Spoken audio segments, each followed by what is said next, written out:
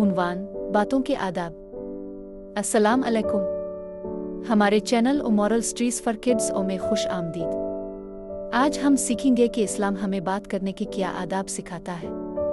एक गांव में हमजा नाम का एक बच्चा रहता था। वो अच्छा बच्चा था, लेकिन कभी कभी गुस्से में ऊंची आवाज में बात करता था।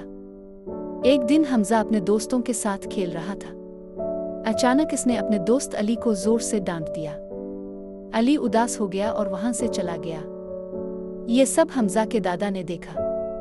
उन्होंने हमजा को अपने पास बुलाया और कहा, बेटा, इस्लाम हमें नर्म लहजे में बात करना सिखाता है।